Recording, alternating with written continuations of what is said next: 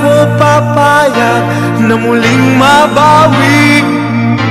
Ating kalayaan kay tagal na nating mitid, di napapayagang mabawi muli. When we looked around to ask for help in aiding these detainees, the hotshot lawyers were nowhere to be found, except a few, no? Meaning Francis Gartitorena, Joker Arroyo, Uncle Jovi, the old man Tanyada. Kapepe, of course, was in prison, no? Many people, including those from prominent families, were detained, but their hotshot lawyers would not touch their cases, not with a 100-foot pole, no? And that was why obscure young lawyers like Jojo Binay and I started doing something that was not even known as human rights advocacy or lawyering at the time. Because eventually, the categories of human rights lawyering would have to do with cases of, well, detention, of course, with torture, with disappearances, and with salvaging. This was the core of cases we started handling from day one. And later on, we could sniff one another. When Kapepe stepped out, he founded the Free Legal Assistance Group, and all of us joined the flag. But eventually, we were thinking that it was not enough to render traditional lawyering. We also needed to take stands on national issues. Kapepe was reluctant to do that, and that was why we founded Mabini. Not only did we continue handling human rights cases, and the relationship with Kapepe to the end was first class. So Mabini was founded, Bobby Sanchez was the first chair, and I think that among Joker Arroyo and of course Senator Tanyada and Senator Jokno, we handled most of the human rights case during those days. We would go to the mountain fastnesses in Isabela, all the way down to Kidapawan to prosecute the Manero brothers. I would take the Bulilit flight for Davao and then 2 hours overland to Kidapawan.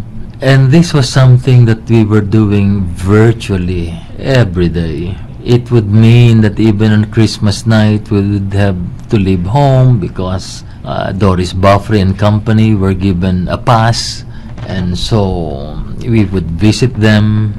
So we handled cases, we visited detainees, despite the indignities that we would be subjected to. I mean, fingerprinted, made to take off our shoes. Because Senator Tanyada said that once you see how the face of a detainee would open up, smiling, that really would wipe out memories of how badly we were being treated by the military at the time. We hardly could get anything legal going, no? But Kapepe and Tani would say it was enough to try to make the other side doubt its moral premises, and also to have a deposition for history. So we filed petition after petition and nothing would happen, but we soldiered on. And in 1983, Ninoy Aquinoy was salvaged, and the equation changed overnight. Before then, when we would march in the streets, we would be very few, Liwasang Bonifacio or wherever. But overnight, it was possible to assemble tens of thousands, hundreds of thousands on a regular basis. What happened on the 22nd of February 1986 was a culmination of a long period of preparation. We started preparing late 1982 because we foresaw already that the situation is going to be turbulent. We will be divided. There was too much intrigue in the government, and unknown maybe to many people, the Marcos government started to have deep fissures. And then I received an information from a very close person to General Ver that they were planning to set up a military government post Marcos. I did not know at that time, when we started our preparation to protect ourselves, no? And I must say that this is one of the personal element of the effort. Then in a way it was a matter of self-interest that we have to organize a force of our own to protect ourselves because of the growing fissure in the Marcos government. And I did not know that Marcos was sick. I learned about it about the middle of the following year, 1983. But when we started, we were really thinking of protecting our group, protecting ourselves, and at the same time, we felt that the time has come for us to really dismantle martial law. When events deepened, the disagreement inside the Marcos government widened to the point that I went to Marcos in the middle of 1983 before the death of Ninoy to resign. I tendered my resignation and he did not accept it, and then it continued, and then a series of postponement of our effort, actually because of many things that happened afterwards, until it culminated on the 22nd of February 1986, after he was proclaimed as president post-election of 1986. Frankly admit that we were planning to set up an alternative government transitory to the evolution or the establishment of a free democratic government. No? We had a plan. Who was as the head? When we started, we did not have any idea who would head it in the beginning. It was a collective effort of people in my department and in my security group. But later on, when Ninoy died, and if you remember, this is August of 1983, all the way to 1986. In between, we were planning to really affect our plan, but every time we do it, there were intervening events. No? So at that point, we decided already. There was a decision to set up a revolutionary council, and the council was supposed to be composed of Cory Aquino, Rafael Ileto, Rafael Salas, Fidel Ramos, and myself as chairman of the council. 2 military people and 3 civilians. But I talked to General Ileto. I called him. He was an ambassador of the Philippines in Bangkok at the time, and Paeng Salas, Rafael Salas, and they agreed to join the effort. I have such faith in the success of our plan that I never at any moment doubted that Marcos will go.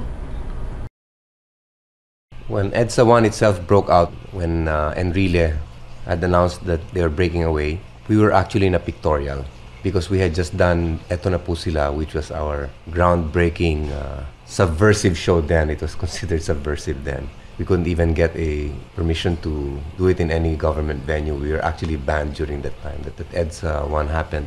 We were having a pictorial because we were going to do a repeat at the Loyola Center because we couldn't get any other venue.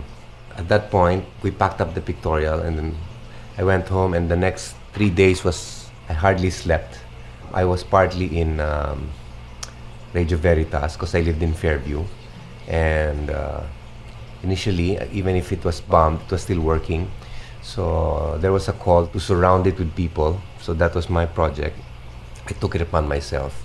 And we gathered people there, thousands of people, and I got entertainers to keep vigil on the first night. So overnight, there were lots of people there. And then I also was in Radyo Bandido for a while. I heard June Kitley call my name over the radio. And so I went there. I didn't even know where it was. She said, "You know where it is?" And I said, "Okay." I just went by hunch, and I said, "Well, it must be in the old RJ building, no?" And then I was also in ABS, Channel 4 then, no?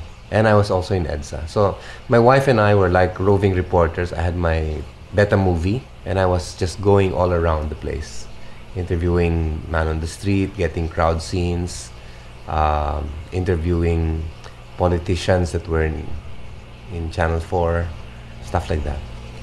It was a "this is it" feeling. All throughout martial law, you sort of wonder when it was going to end, or how it was going to end, or, you know, was this what the country was asking of me? If so, then yes, I'm ready. It was like my wife and I, every time we would leave the house, because we lived in Fairview, there was no telephone. We were like pioneers in Fairview then. Every time we would leave, binibili namin yung mga anak namin sa in-laws. Kung hindi kami bumalik at this time, paki-check lang ganun sa mga anak namin. So it was like that. You had no idea what was going to happen, but whatever it was, bahala na. Yung bahala na. I think we were ready to. If it was time for us to die, we were ready for it. Well, because our education has been exactly what it was like before, so that people themselves, although they loved freedom and they knew how it was to be under a dictatorship, they couldn't act differently from before. So we didn't know how to behave ourselves after the two dictatorships. And the only thing I can think of is making our education more meaningful and making our citizens more conscious of the responsibilities for a really good nation. Ibang klase talaga yung youth eh. I think as a sector, isa sa mga pinaka may potential para mag-enact ng mga pagbabago. So, I happen to think, kumbaga, from a philosophical viewpoint, yung pagiging bata ay directly related sa activism eh. Habang may mga kabataan at habang merong existing injustice sa lipunan, hindi talaga mawawala yung activism. Sa gitna ng lahat, handa pa rin naman yung lost generation na tinatawag nila. Handa pa rin ito for sacrifice. And that's the ultimate thing that we can offer the Philippines or the Filipino people, yung aming sacrifice. I think yung so-called lost generation na to will still be able to redeem itself. Ibig sabihin, meron talaga kaming role, and siguro masasabi ko lang dun sa mga yung ganong klaseng comment, parang just you wait. Ibig sabihin, this generation will prove itself as a generation na mag-aambag talaga dun sa ganong klaseng overall objective of changing society for the better. Huwag muling payagang umira lang dilim.